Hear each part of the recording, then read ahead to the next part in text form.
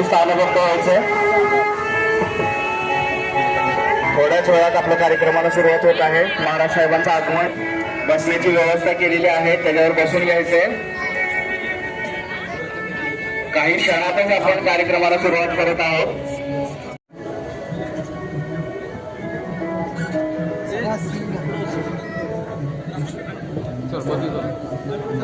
रचना प्रदर्शनाला आपले महाराज साहेबांनी हजेरी लावलेली आहे. आपलं सौभाग्य आहे की महाराज साहेबांनी आपल्या वेळात वेळ काढून आपल्या प्रदर्शनाला भेट दिलेली आहे. मी संस्थेचे चेअरमन श्री सुधीर ढोके साहेब यांना विनंती करतो की त्यांनी महाराज साहेबांचं शॉल आणि मुख्य सत्कार करावा.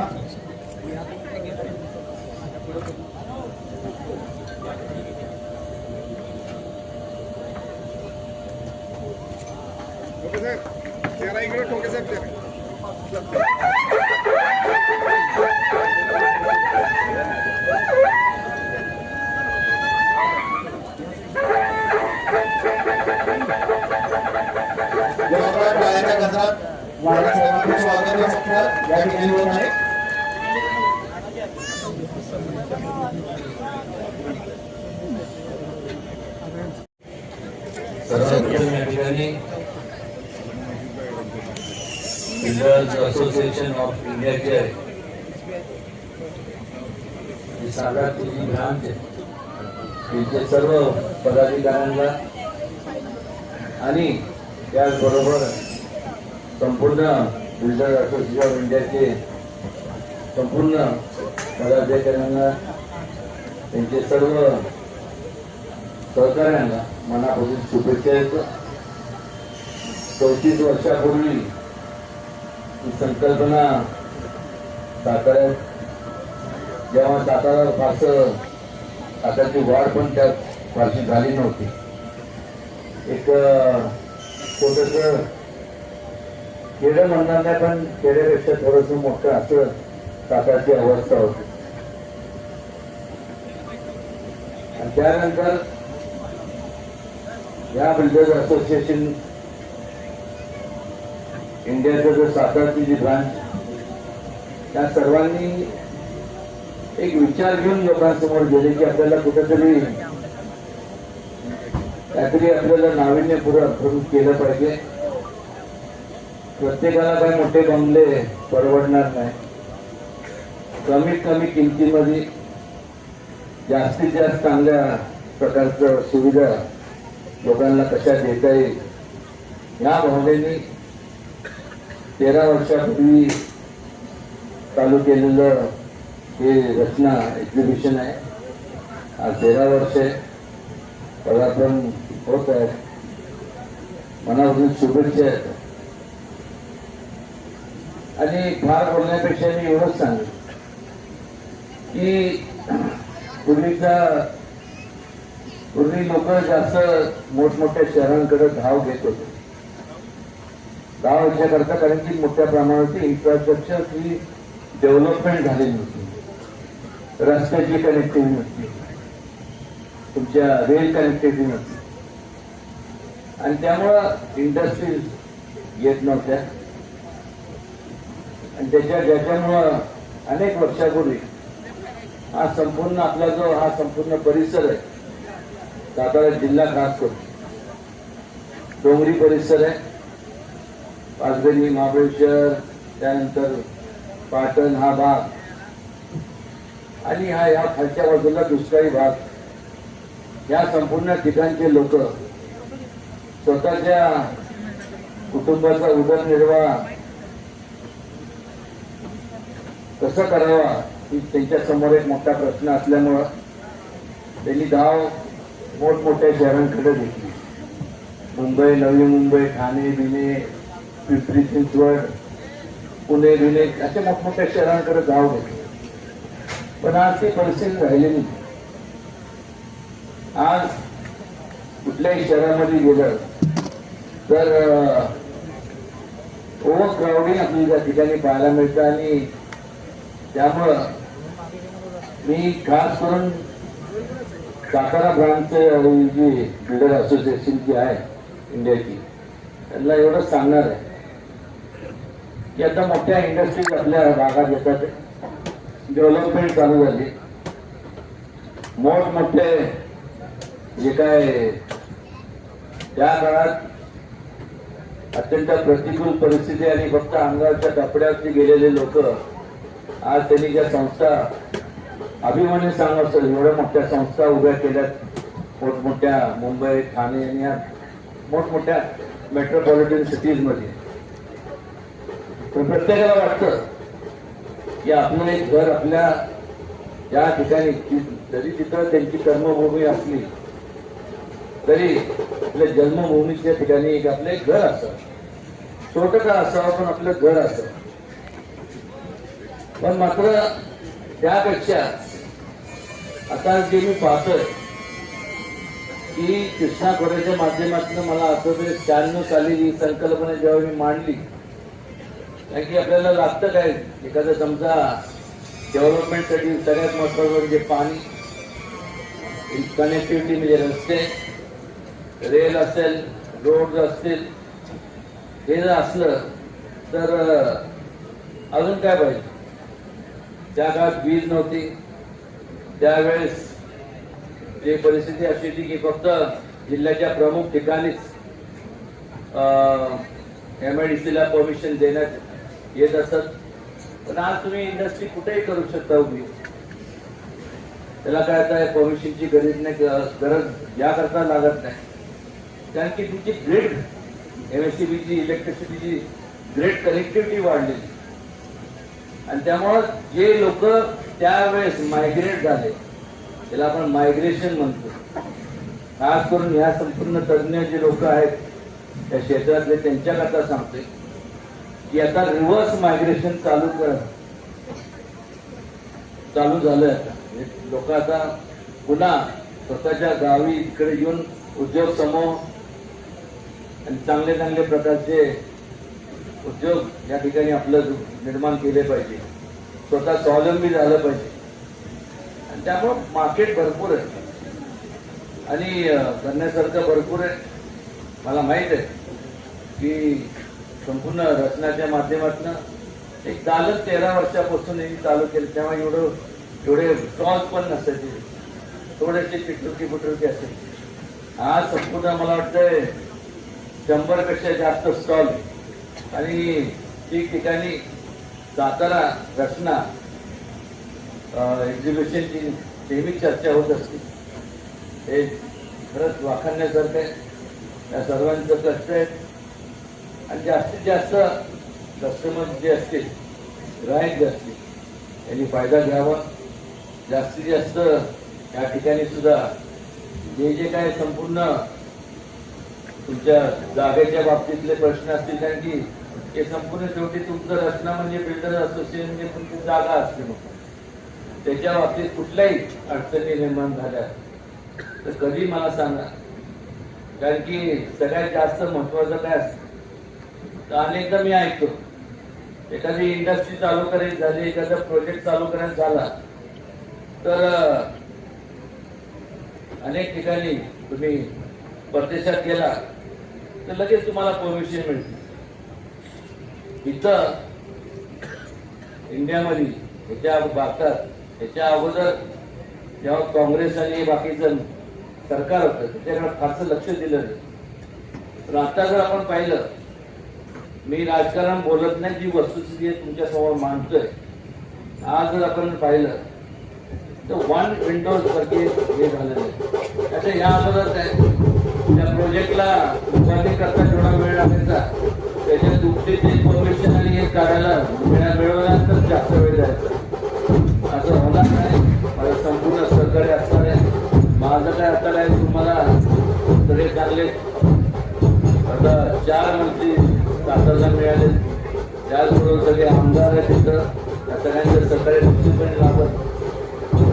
नात्याने तुम्हाला केंद्राच्या माध्यमातून अजून काय, आता परवा मी शिवराज चव्हाण साहेबांकडे गेलो होतो, त्यांच्याशी मी संकल्पना मांडली आणि त्यांनी जवळपास ग्रामीण भागासाठी सुद्धा आम्हाला ऐका, शहरी भागासाठी मी बोलत, ग्रामीण भागासाठी सुद्धा त्यांनी जवळपास 26,000 थोडं जास्त घरकुल मंजूर केले. कारण की तुमचं कॉन्सन्ट्रेशन हे प्रॉफिटला असलंच पाहिजे. त्याबरोबर बिल्डर असोसिएशनची सोशल रिस्पॉन्सिबिलिटी म्हणून ती सुद्धा तुम्ही पार पाडणं गरजेचं. फुकट करून काम करायला तुम्हाला किंवा हॉबी म्हणून कोणी सांगत नाही काम करा, पण त्याच्यात पण भरपूर आहे. आता मोठमोठ्या स्कीम्स आहेत, काय ते मोठे संपूर्ण प्रोजेक्ट आले असतील तर केव्हाही सांगा, किंवा केंद्र शासनाच्या पातळीवर तुमच्याबरोबर येईल. तुम्हाला जे काय मदत करायला लागेल मी या सातारा जास्तीत जास्त मोठ्या ज्याचं एका काही सातारा म्हणजे पेन्शनर लोकांचं एक शहर म्हणून ते 34 वर्षापूर्वी म्हणजे मला आठवत आहे. माझं कॉलेज संपून मी जेव्हा लंडनवरून पहिल्यांदा आलो, मी पण म्हणायचं ते कुठं कसं राहणार इथं, काय करणार इथे, असं होत नाही. त्यामुळं आपल्याला आपली जागा आहे, आपल्याला आपलं शहर आहे, आपल्याला आपलं हे संपूर्ण डेव्हलपमेंट ही आपल्या हातात आहे. जबाबदारी जशी तुमची आहे, माझी आहे, सर्वांची. आणि त्याकरता जे म्हणून योगदान माझ्याकडनं अपेक्षित आहे त्यात कुठेही कमी पडणार नाही. पुन्हा एकदा त्या ठिकाणी आपण मला बोलवलं, निमंत्रित केलं आणि आपल्या या बोलवण्यामुळं आपल्या सगळ्यांचा सहवास लाभला. मी स्वतःला धन्य झालं असं समजतो. आणि मनापासून बिल्डर्स असोसिएशन सातारा, इंडिया आणि संपूर्ण सगळ्यांना मनापासून शुभेच्छा देतो. धन्यवाद. थँक्यू. जय शिवराय.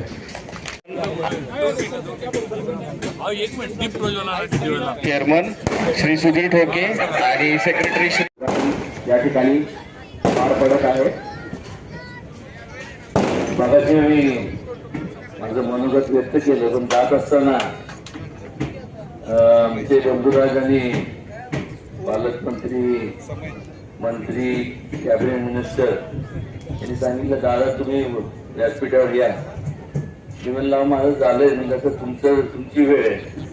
त्यांना बाकी काय करणार, फक्त पेटवा पेटीचं काम करून जावं धन्य म्हणलं.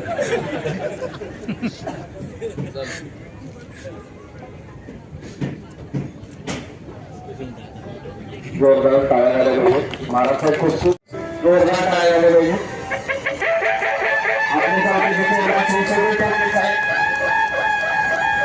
आपले लाडके आमदार छत्रपती शिवेंद्रसिंह राजे भोसले यांचं स्वागत या ठिकाणी करत आहे.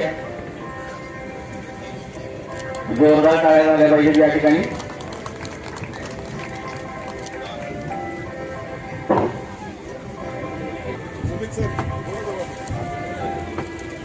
बिल्डर असोसिएशन ऑफ इंडियाचे रचना या प्रदर्शनाला महाराष्ट्राला हजेरी लावली आणि त्यांचे स्वागत या ठिकाणी होत आहे. जोरदार टाळ्या झाल्या पाहिजे. जोरदार टाळ्या झाल्या पाहिजे सुमित पवार सरांसाठी.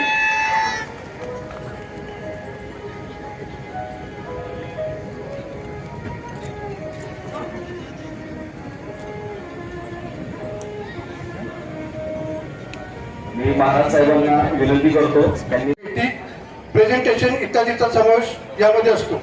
याशिवाय बांधकाम क्षेत्रातील नवनवीन तंत्रज्ञान आत्मसात करण्यासाठी वैशिष्ट्यपूर्ण बांधकाम साईटची पाहणी दौराही केला जातो. रचना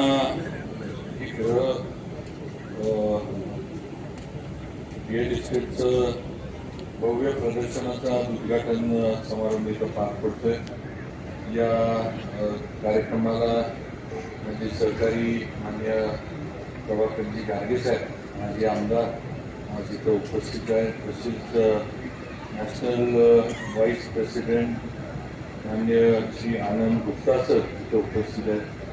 त्याचबरोबर स्टेट चेअरमन मान्य श्री अनिल सोनवणे, नॅशनल सेक्रेटरी श्री मोहिंदर रिजवानी, त्याचबरोबर माजी नॅशनल प्रेसिडेंट श्री अविनाश पाटील, माजी नॅशनल प्रेसिडेंट भगवानराव देवकर, सेंटरचे चेअरमन आणि माझे सहकारी मित्र मान्य सुधीर टोके साहेब, सेंटरचे सेक्रेटरी हर्षद वालावलकर, त्याचबरोबर व्हाईस चेअरमन मान्य सयाजी भोसले, ट्रेजरर मान्य पृथ्वीराज पाटील, माजी स्टेट चेअरमन मान्य सुधीर गाडगे साहेब, दत्ताजी मोळे साहेब, माझे मित्र सचिनजी देशमुख, तसेच या रचना या प्रदर्शनाचे प्रायोजक क्लासिक ग्रुप, स्कॉन इंट्रा, कंगराळकर असोसिएट्स, SBI, त्याचबरोबर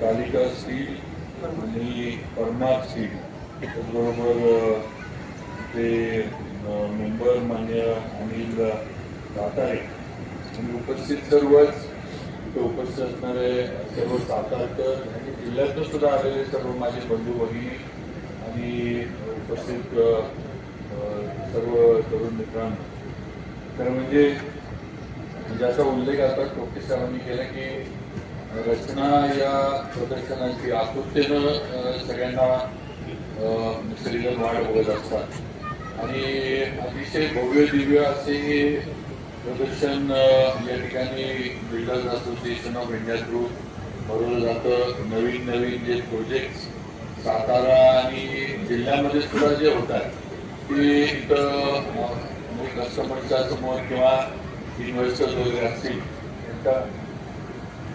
पर्यंत आणण्याचा प्रयत्न आज रचनाच्या माध्यमातून बिल्डर्स असोसिएशन करत असतं.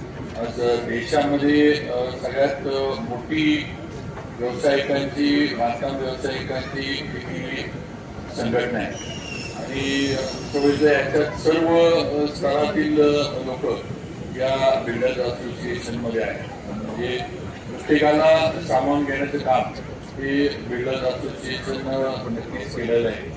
माझं सुद्धा सचिन देशमुख ज्यावेळेला स्टेट प्रेसिडेंट झाले त्यावेळेला या असतील मी आणि मिर्झा साहेब नागपूरला आले होते जे दिवस आणि आम्ही त्यावेळेला सुद्धा आपले काही राज्यातले जे आपल्या व्यावसायिकांचे प्रश्न होते त्या संदर्भात आपले उपमुख्यमंत्री त्यावेळेचे मान्य देवेंद्रजी फडणवीस, अजितदादा आणि त्यावेळेचे बांधकाम मंत्री मान्य रवींद्र चव्हाण साहेब यांना आम्ही भेटलो होतो.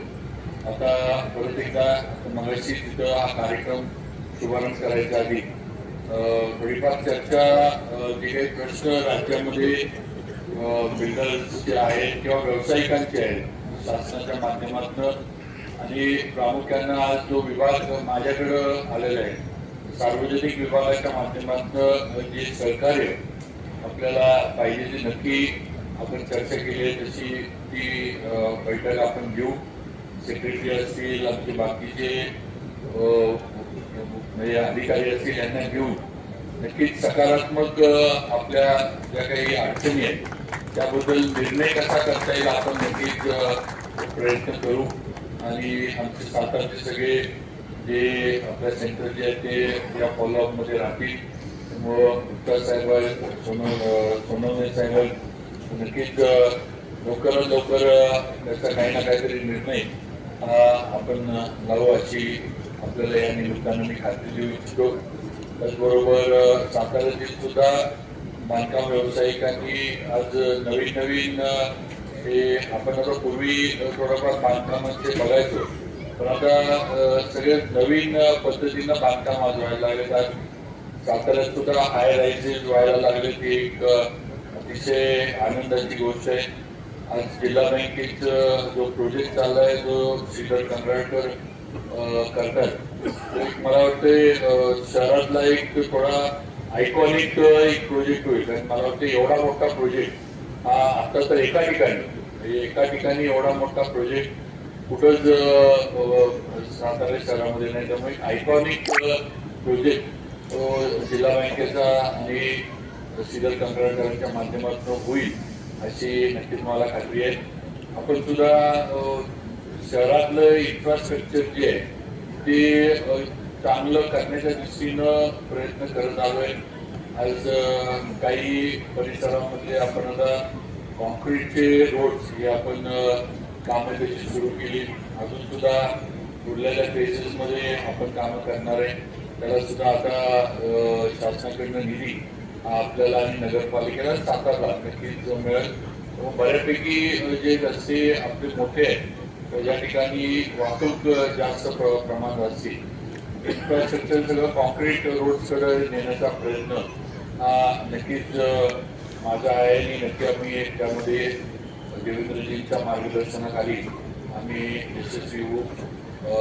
इतर सुद्धा काही सकाळी इतर पण हे आले होते आपले बिल्डर्स असोसिएशनचे, त्याचबरोबर तर त्यांनी सुद्धा हे केलं होतं की रेराबद्दल सुद्धा एक बैठक व्हावी अशी त्यांनी सूचना केली होती, कारण काही अडचणी तिथं पण आहेत रेराच्या याच्यामध्ये.